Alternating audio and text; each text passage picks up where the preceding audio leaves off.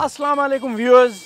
कहते हैं नवाज शरीफ मर्द बहरान हैं, क्योंकि हर सियासी बहरान के बाद वो ज़्यादा ताकतवर सियासी लीडर बनकर इमर्ज करते रहे हैं।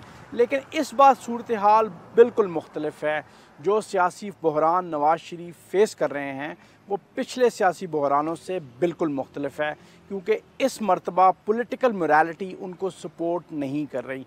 हमने एक रिपोर्ट बनाई है नवाज शरीफ के पॉलिटिकल कैरियर पे, जिसमें हमने उनके सियासी साथियों से, माजी और हाल के साथियों से बात की है। आइए देखते हैं रिपोर्ट।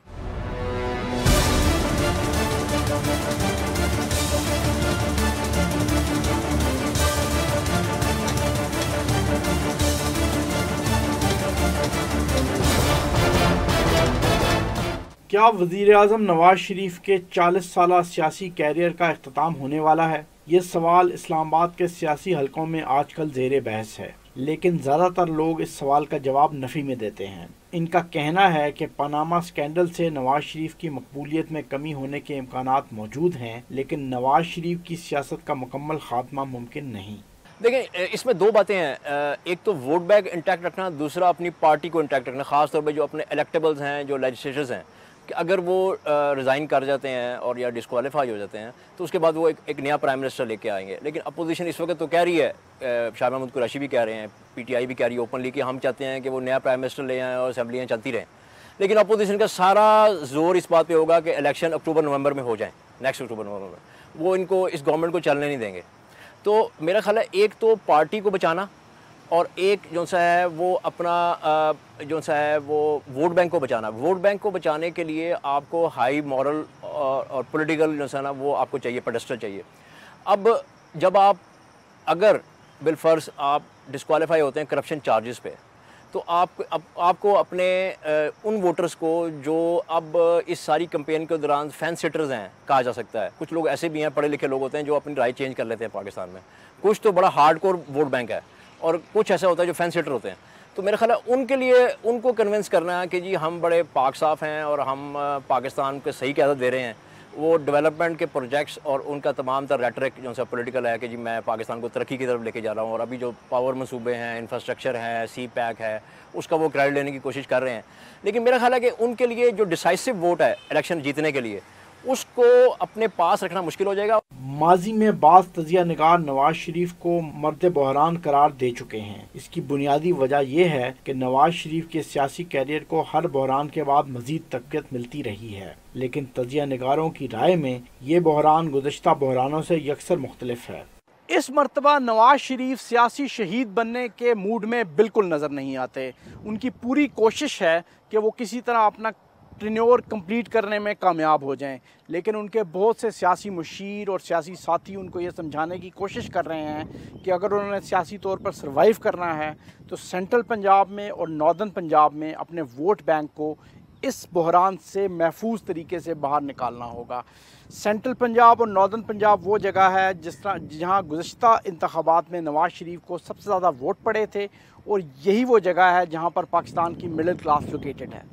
बेसिकली मेरा ख्याल है कि इस वक्त दो इश्यूज़ हैं सबसे इम्पॉर्टेंट।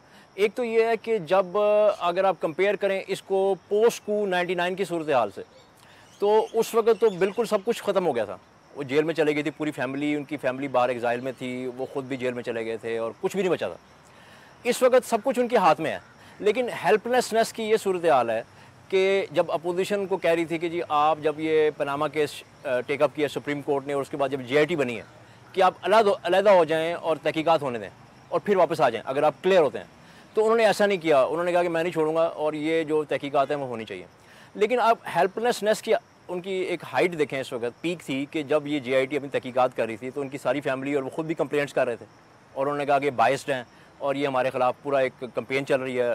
फेडरल मिनिस्टर्स भी आखिर में इन्वॉल्व हो गए। तो आप सीट ऑफ पावर को ऑक्यूपाई करने के बावजूद, पहली दफ़ा शायद पाकिस्तान की हिस्ट्री में हुआ है, एक गिलानी साहब का था, वो डिफरेंट केस था कि उनको डिस्क्वालीफाई किया गया, और इस वक्त भी जब आप पावर में हैं और तब आप जो है ना वो हेल्पलेसनेस की वो चीख पुकार कर रहे हैं, उनकी पूरी पार्टी भी, उनके मिनिस्टर्स भी, वो खुद भी। तो इस वक्त मेरा ख्याल है कि ये सूरत हाल 99 से इस तरह डिफरेंट है कि 99 में उनको हाई मॉरल ग्राउंड ये था कि कू हो गया है और उनके खिलाफ विच हंट हो रहा है और उनको उनका इक़्तिदार गैर कानूनी तौर पर ख़त्म किया गया मार्शल लॉ के ज़रिए से। इस वक्त वो इक़्तिदार में है और इक़्तिदार में होने के बावजूद उन पे JIT ने ये सारे इल्ज़ामात लगाए हैं और लग रहा है कि जो सुप्रीम कोर्ट में केस है वो उनके खिलाफ जा रहा है काफ़ी हद तक। गुज़िश्ता कुछ अरसे से मुस्लिम लीग नून को तकसीम करने की कोशिश भी की गई, ताहम लाहौर के वो सहाफ़ी जो मुस्लिम लीग नून और शरीफ ख़ानदान को जानते हैं, उनका कहना है कि मौजूदा हालात में ऐसा होता नज़र नहीं आता। मैं समझता हूँ कि जी नवाज शरीफ की अगर नाहली हो गई तो मुस्लिम लीग नून तो अपना वजूद कायम रखेगी। देखें, मुस्लिम लीग से एक धड़ा चौधरी परवेज़ लाई का अलहदा हुआ था। चौधरी परवेज़ लाई की अभी तक जो है वो सियासी जमात चल रही है, आप उसको जुठला नहीं सकते। चौधरी शुजात और चौधरी परवेज़ लाई की एक जमात है जिसका मुल्क में वजूद तो है। इसी तरह अगर नवाज शरीफ की नाहली हो गई तो इसमें तोड़ फोड़ जरूर होगी। परिंदे हैं वो एक जगह से उड़कर दूसरी जगह जा सकते हैं, ये बात मानी जा सकती है, लेकिन मुस्लिम लीग नून का वजूद खत्म होना बड़ा मुश्किल है और नवाज शरीफ उसको लेकर आगे चलेंगे। जो कि इन फ्यूचर क्या करती है ये तो वेट एंड सी करना पड़ेगा और आने वाला वक्त बताएगा कि ओपोजिशन क्या करती है। ये नवाज शरीफ के सियासी कैरियर में दो इदारों यानी फौज और अदलिया ने बहुत बुनियादी किरदार अदा किया है। 1980 में फौज के बाद जर्नैलों ने नवाज शरीफ को सियासत में मुतारफ़ करवाया और नवाज शरीफ की सियासत के हर मोड़ पर अदलिया के फैसलों ने उनकी बहुत मदद की। देखें ना, जब आप अपनी पॉलिटिक्स का आगाज़ करते हैं मार्शल लॉ के दौरान और उससे पहले आपकी कोई पॉलिटिकल बैकग्राउंड इतना नहीं होता, तो लाज़मी बात है आप ग्रूम भी वहीं से होते हैं, आपको प्रोटेक्शन भी वहीं से मिलती है, आपको कॉन्फिडेंस भी वहीं से मिलता है और आप जो है वो पॉलिटिक्स भी फिर उसी सहारे पे करते हैं। तो 1980 से इनका जो शुरू आगाज़ हुआ, तो लाज़मी बात है उस बात का मतलब कोई तारीख़ है, मुझे उस पर कोई कहने की ज़रूरत नहीं। जनरल जिलानी साहब थे या फिर 85 में जब इलेक्शंस हुए तो जनरल ज़ियाउल हक थे, उस वक्त मार्शल लॉ लगा हुआ था मुल्क के अंदर। तो लाज़मी बात है कि फिर मिलिट्री ने ही इनको सपोर्ट किया और 88 के हादसे के बाद भी फिर आपने देखा होगा कि वो जो IGI बनी उसके बारे में भी बहुत सी बातें आ चुकी हैं। एक सुप्रीम कोर्ट में एक केस भी सब जुडिस है, तो इस पे तो मेरे ख्याल में there is no denying and I think he will not also. यहाँ पर तकरीबन जितने पॉलिटिशियंस हैं, बल्कि ये पौध जो है जो नवाज शरीफ साहब के साथ जितने आए हैं, ये सब या तो डायरेक्ट मार्शल लॉ के उससे निकले या फिर उस ज़माने की जो लोकल बॉडीज़ के इलेक्शंस हुए उसमें से आए थे। जैसे गवर्नर बने, उसके बाद बहुत से जो और भी ओहदों पर लगे, मतलब आप चौधरी शुजात परवेज़ लाई को देख लें, इनका भी बैकग्राउंड जो था वो पॉलिटिक्स में, मतलब चौधरी ज़हूर लाई तो बहुत बड़ी शख्सियत थी और पहले से थे, लेकिन इन्होंने भी वहीं से शुरू किया, बल्कि उंगली पकड़ के जिसको कहते हैं ना चलाना, उस तरह था कि इनको उंगली पकड़ के चलाया गया। तो और भी बहुत से हैं जिस तरह के जिन्होंने माजी के अंदर आप देख लें, जुल्फ़िकार अली भुट्टो ने अयूब ख़ान के साथ उनकी मुस्लिम लीग के जनरल सेक्रेटरी रहे और फिर सिकंदर मिर्ज़ा को जो उन्होंने लेटर लिखा वो भी सबके सामने था।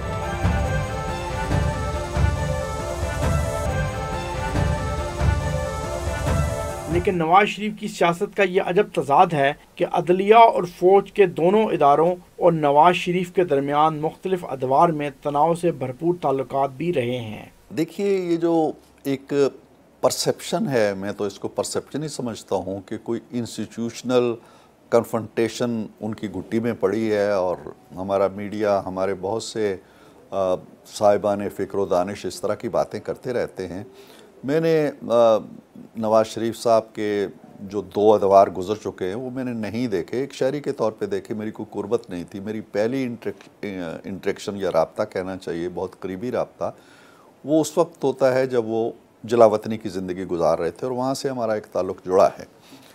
मैंने जो नवाज़ शरीफ साहब को देखा है, उनके अंदर ये कंसेप्ट ज़रूर है, ये तसव्वुर ज़रूर है और मेरा ख़्याल है कि हर जमहूरी शख्स के अंदर ये मौजूद होता है कि जो एक जिद्दोजहद होती है, खाक छानते हैं, गली कूचों में जाते हैं, आवाम से रब्ता करते हैं, एक मैंडेट बनाते हैं, क्या क्या मार्का आराइयाँ होती हैं, मुहिम बाजियाँ होती हैं, और फिर हम वोट लेके एक ऐवान के अंदर आते हैं और फैसला साजी की एक ताकत या अथॉरिटी हमें मिलती है।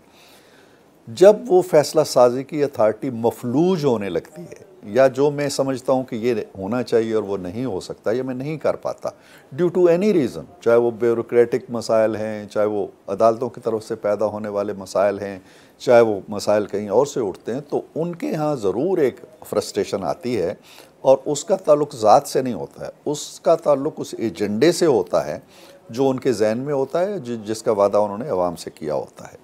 अब आपके सवाल का अगला हिस्सा ये है कि जी माजी ये बताता है कि जी हर क्राइसिस में वो कामयाब भी हुए हैं और ज़्यादा तवाना बन के उभरे हैं। इस क्राइसिस से क्या होगा? देखें, ये क्राइसिस मैं समझता हूँ कि 70 साल तारीख़ में इतनी बड़ी क्राइसिस किसी जमहूरी लीडर के लिए पैदा नहीं हुई कि आपने एक ऐसा तूफ़ान खड़ा किया कि ना सिर्फ वो शख्स खुद, उसके बच्चे, उसका घराना, उसकी बेटी, उसके पूरी फैमिली को आपने एक ऐसी ग्रिलिंग मशीन के अंदर डाल दिया जिसकी कोई मिसाल नहीं मिलती, इससे पहले नहीं मिलती। और फिर एक महदूद दौर की या महदूद अरसे की या महदूद वक्त की आप उससे हिसाब नहीं ले रहे, नामा एमाल नहीं पूछ रहे। कोई 60 साल पे फैली हुई एक तारीख़ है जो बड़ा मुश्किल होता है। हम लोग भी इस दुनिया में रहते हैं। अगर मैंने छोटा सा घर भी बनाया है 15 साल पहले, तो मुझसे आज आप पूछेंगे जी कि बताओ, तो मुझे नहीं पता मैंने कीलें कहाँ से ख़रीदी थी और दरवाजे की लकड़ी कहाँ से आई थी और कब्ज़े कहाँ से। तो ये इतना कड़ा इम्तहान किसी शख्स पे नहीं आया। और बुनियादी जो चीज़ चैलेंज हुई है कि जी आप सादिक और अमीन नहीं हैं।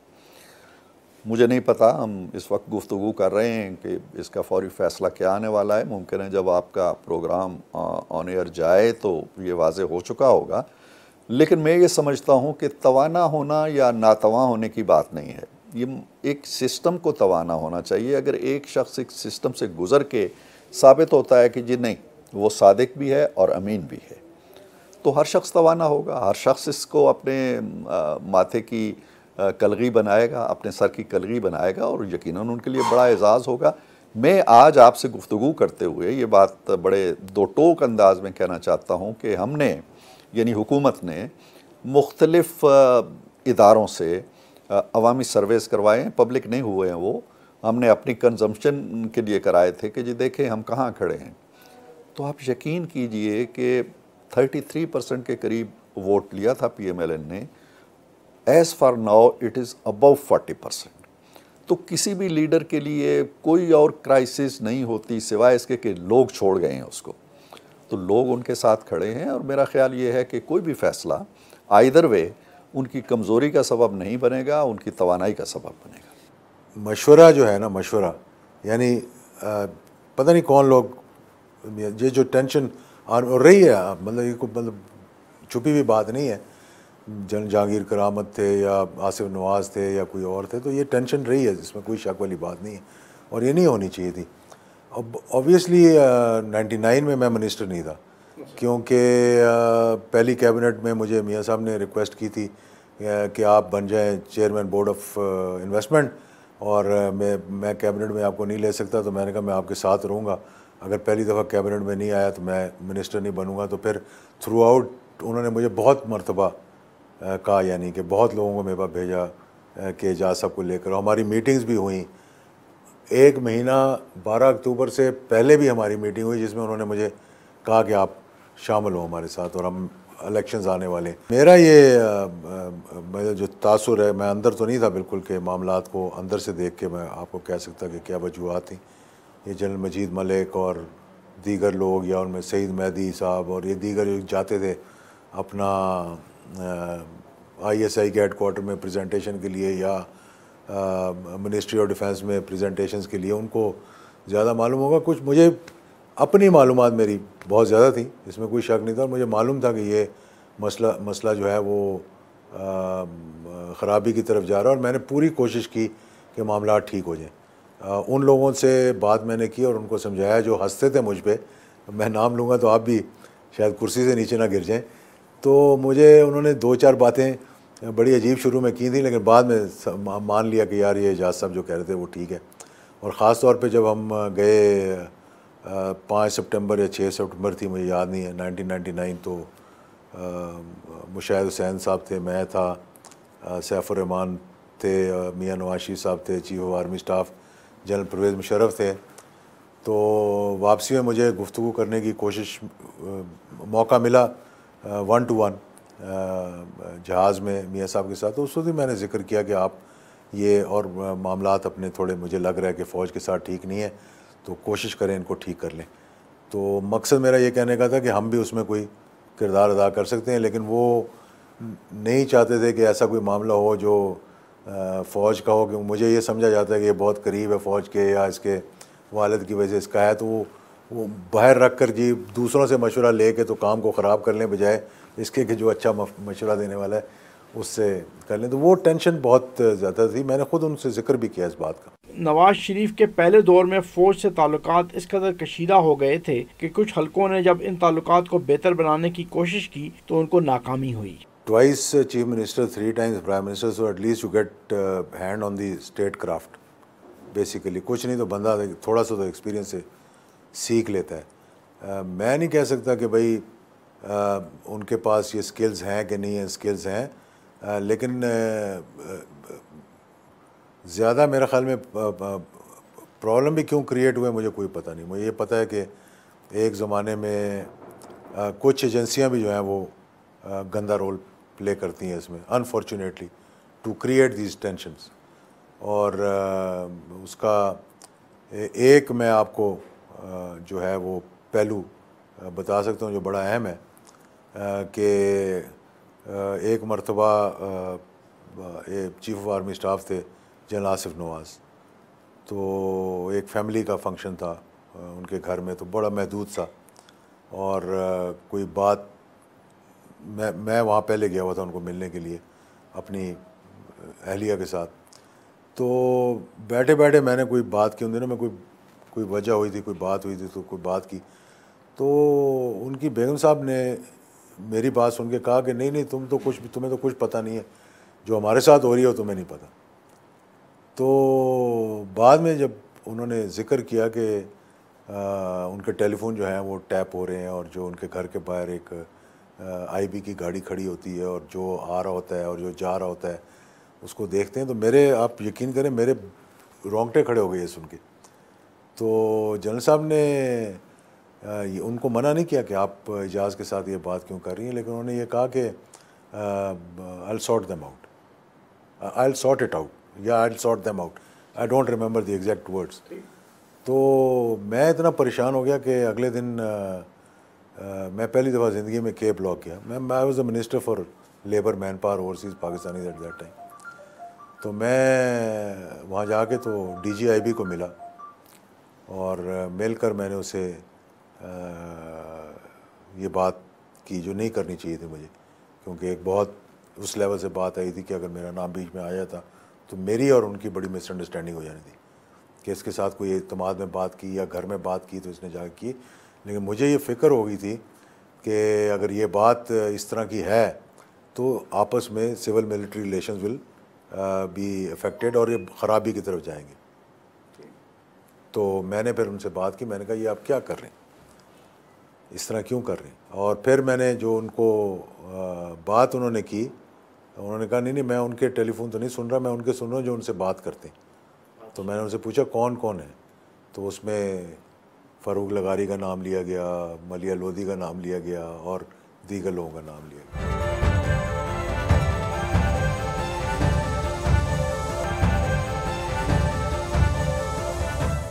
नवाज शरीफ के दूसरे दौरे हुकूमत ने फ़ौज और नवाज हुकूमत के दरमियान ताल्लुकात की कशीदगी के नतीजे में मुल्क में माशाल्लाह का नफाज हुआ। कशीदगी की बुनियादी वजह कारगिल की जंग को बताया जाता है। बेसिकली कारगिल का इशू था जिस पे टेंशन हुई थी, misunderstanding between the prime minister and the army chief, या वो इनको नहीं समझा सके, वो समझते कि हमने इनको बता दिया और इनकी कंसेंट ले ली है, ये समझ रहे थे कि उन्होंने मुझे समझाया और ये समझे नहीं।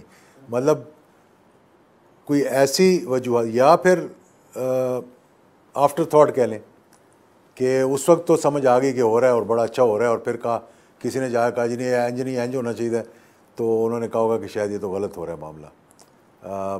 Tension was at its peak 4th of July 1999 when the prime minister साहब गए अमेरिका गए 4th of July यानी अमेरिकन नेशनल डे पे क्लिंटन से मिले जाके, और फिर इस सिचुएशन को डिफ्यूज़ करवाने की कोशिश की, जिसके लिए प्राइम मिनिस्टर साहब कहते हैं, मियाँ साहब कहते हैं कि जी रिक्वेस्ट की थी चीफ ऑफ आर्मी स्टाफ ने मुझे, और चीफ ऑफ आर्मी स्टाफ कहते हैं जनाब कि ये गए थे और हम नहीं चाह रहे थे कि ये जाते वहाँ पर, क्योंकि हम तो वहाँ पहुँच गए थे जहाँ हमने पहुँचना था और हमारा अपर हैंड था। पर देखिए, एक तो ये है कि अगर आप भुट्टो साहब से भी शुरू हो जाएं तो भुट्टो साहब को उन्होंने 70 में जो मेजॉरिटी 71 में लेके गए, तो उस वक्त भी वो अयूब खान के एक फॉरेन मिनिस्टर के तौर पे वो काफ़ी साल गुजार चुके थे, और वो कहा जाता है कि वो इस्टेब्लिशमेंट की पैदावार थे। मियाँ साहब को नेचुरली जनरल ज़ियाउल्ला की पैदावार थे। सब जानते हैं कि जनरल ज़ियाउल्ला ने जिस तरह इनको प्रमोट किया पॉलिटिकली, और उस अहम मौके पे जब उन्होंने नवाज़ साहब को घर भेजा, उस वक्त इनको चीफ मिनिस्टर रहने दिया, और सारी मुस्लिम लीग बाद में इनके साथ आ गई जो मेजॉरिटी थी। तो बेसिकली मियाँ साहब का जो पॉलिटिकल कैरियर है वो इस्टेब्लिशमेंट की गोद में ही था और वहीं परवान चढ़ा।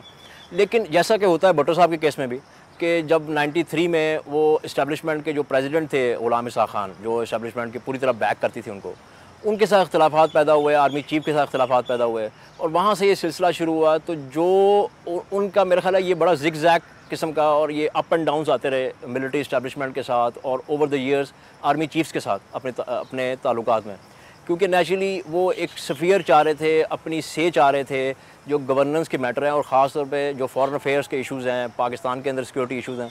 तो इस्टेब्लिशमेंट जो पाकिस्तान की मिलिट्री इस्टेब्लिशमेंट नेचुरली वो अफ़गानिस्तान हो, इंडिया हो, यूएस के रिलेशंस हों, वो हमेशा उस पर अपनी ग्रिप चाहती है। तो मेरा ख्याल है कि वहाँ से जो इलेक्टेड गवर्नमेंट्स हैं और जो ख़ास तौर पर मियाँ साहब हैं, इनके मुख्तलिफ इशूज़ पे इख्तलाफात पैदा होते रहे। लेकिन अगर ये इस वक्त कहा जाए इस पॉइंट ऑफ टाइम पे कि ये पूरी तरह इस्टेब्लिशमेंट के मतलब है कि वो पैदावार हैं, तो वो मेरा ख्याल है कुछ गलत भी होगा, क्योंकि इन्होंने अपनी भी एक अपना नाम बना लिया, एक स्ट्रगल किया इन्होंने, ख़ास तौर पर मुशर्रफ की मार्शल लॉ रजीम में। तो मेरा ख्याल है कि वो कैरियर के हवाले से आप कह सकते हैं कि अब वो एक बेनज़ीर भुट्टो साहिबा की एब्सेंस के बाद वो पाकिस्तान में एक जेन्युइन जो फ्रंट जो रनिंग या फ्रंट वो कहते हैं कि टॉप लीडर हैं, जो प्राइम मिनिस्टर भी हैं, गवर्नमेंट में भी हैं, और कल को अपोजिशन लीडर भी बन सकते हैं। तो बेसिकली उनके अब जो मुकाबला है वो सिर्फ इमरान खान से है। मेरा ख्याल है ये 1-on-1 मुकाबला है दोनों का। इसी तरह दूसरे दौरे हुकूमत में नवाज शरीफ और अदलिया के दरमियान इख्तलाफात पैदा हुए। देखिए, पाकिस्तान की अदलिया मुख्तलिफ अदवार से गुजरी है, और जो लोग पाकिस्तान की सियासत पर नज़र रखते हैं वो इन सारे उतार चढ़ाव से वाकिफ़ हैं। इसको दोहराना मुनासिब नहीं है। पाकिस्तानी अदलिया जो है उसने एक बहुत काबिल तहसीन काम भी किए हैं और ऐसे फ़ैसले भी किए हैं जिन पर सवालात उठाए जाते हैं। तो नवाज शरीफ साहब को अदलिया से बहुत रिलीफ मिला है, ख़ास तौर पर जब सदर गुलाम इसाक़ खान ने उनकी कौमी असम्बली को तहलील किया, तो सुप्रीम कोर्ट ने पहली बार बराह रास्त दरख्वास्त सुनी 184 के तहत, और इस तरीक़े से उनको रिलीफ मिला, उनकी बहाली मुमकिन हुई। लेकिन कई ऐसे मकामात आए जहां अदलिया से उनको रिलीफ नहीं मिल सका। जब परवेज़ मुशर्रफ साहब इक़्तिदार में आए तो नवाज शरीफ साहब को तवक्को थी कि सुप्रीम कोर्ट जो है वो आइन को मुअत्तल करने के ख़िलाफ़ अपना किरदार अदा करेगा। लेकिन सुप्रीम कोर्ट पर शबखून मारा गया और उसके कई जज जो हैं उन्हें घर भेज दिया गया, तो वो सुप्रीम कोर्ट वो किरदार अदा न कर सका जो उसे अदा करना चाहिए था। लेकिन बाद में फिर परवेज़ मुशर्रफ के ख़िलाफ़ जो सुप्रीम कोर्ट का रोल रहा, उससे नवाज शरीफ साहब उसके साथ रहे, और अदलिया बहाली तहरीक में भी उन्होंने बड़ा बुनियादी किरदार अदा किया। तो अदलिया कोई सियासी जमात नहीं है जिसका जायज़ा हम उस तरीक़े से ले सकें। ये मुख्तलिफ़ हालात में और वाक़यात में को देखना पड़ता है, और उस पस मंज़र के मुताबिक मैं समझता हूँ कि बहसीत मजमूई पाकिस्तान की अदलिया इस वक्त भी एक ज़िम्मेदाराना किरदार अदा कर रही है। अगरचे के सवालात तो पैदा हो सकते हैं और कई फ़ैसले ऐसे हो सकते हैं जिन पर एतराज़ किया जाए, लेकिन अब जिस सूरत हाल से हम गुज़र रहे हैं, हमें तवक्को रखनी चाहिए कि अदलिया पूरी जिम्मेदारी के साथ अपना काम जो है वो अदा करेगी। तीसरे दौरे हुकूमत में भी रियासती इदारों से नवाज हुकूमत के ताल्लुकात मुकम्मल तौर पर मामूल के मुताबिक नहीं चलते रहे। अदलिया और फौज के साथ नवाज शरीफ हुकूमत के ताल्लुकात में खासा उतार चढ़ाव आता रहा है।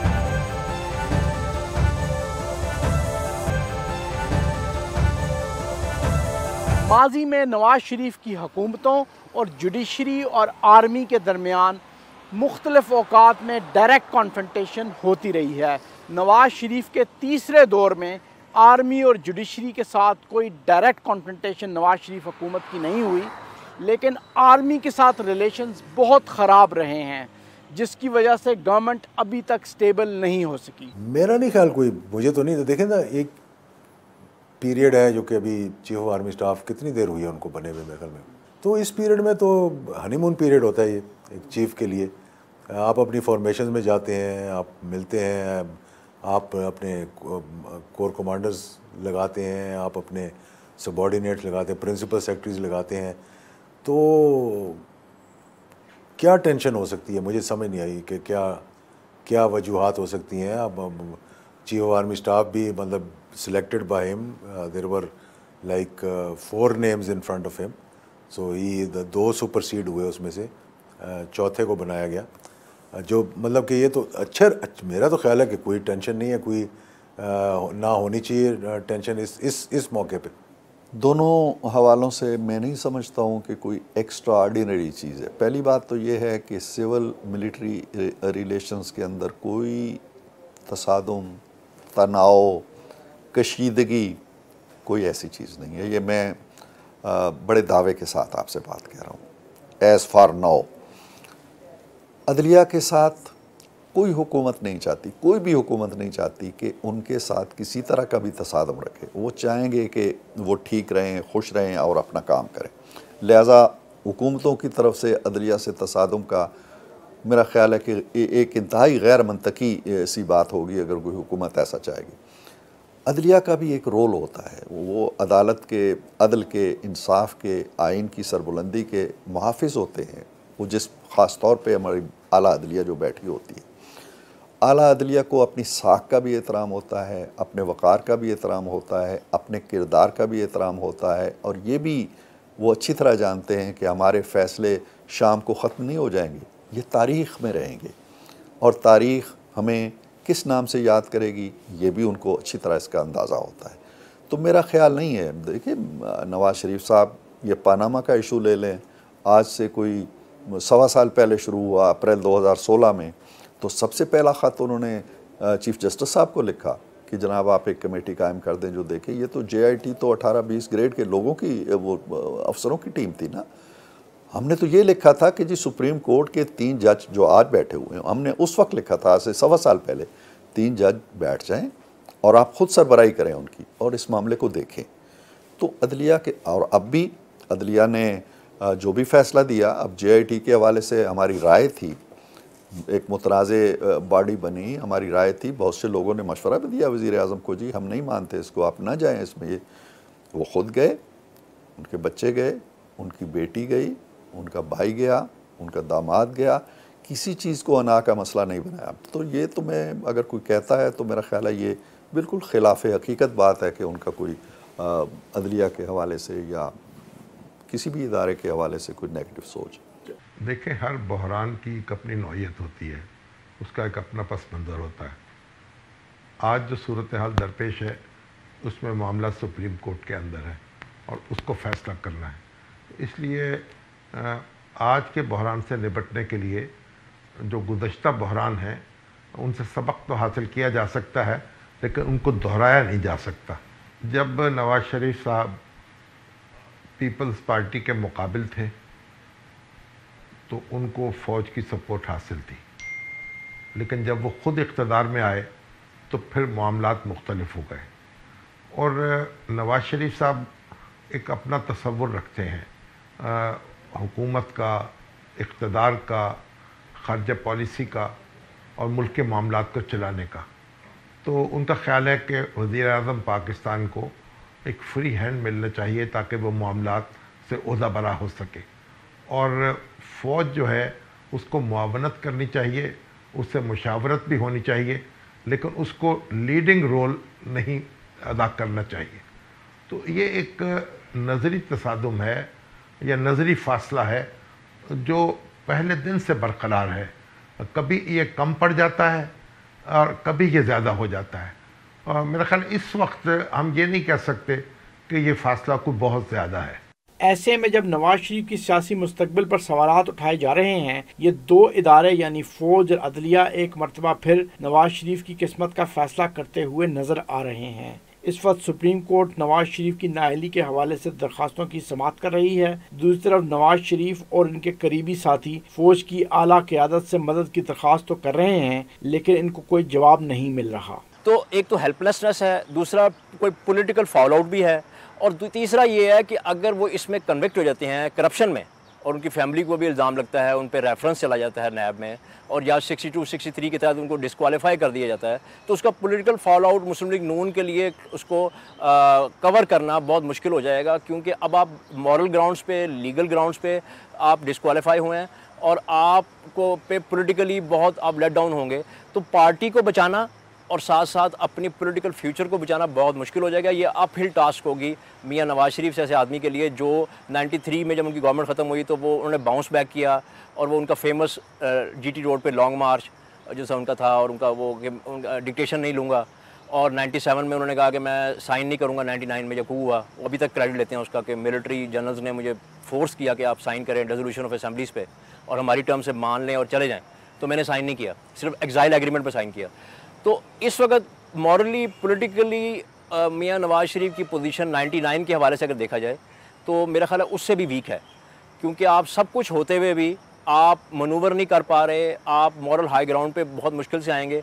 मेरा ख्याल है कि अब जो अटैम्प्ट्स हो रही हैं वो जितना भी सेव कर सकते हैं अपना पॉलिटिकल कैरियर और अपना पॉलिटिकल कैपिटल, वो सारी एफर्ट उनकी और उनकी पार्टी की उसी पे बेस कर रही है। पॉलिटिकल इंसाइडर्स हमें ये बता रहे हैं कि गुज़श्ता 2-3 हफ्तों के दौरान नवाज शरीफ ने पावर सेंटर्स को, रावलपिंडी और इस्लामाबाद में पावर सेंटर्स को मनाने के लिए, उनको पैसिफाई करने के लिए एक कैंपेन का आगाज़ किया है। लेकिन इस हवाले से नवाज शरीफ 2 तरह की मुश्किलात का सामना कर रहे हैं।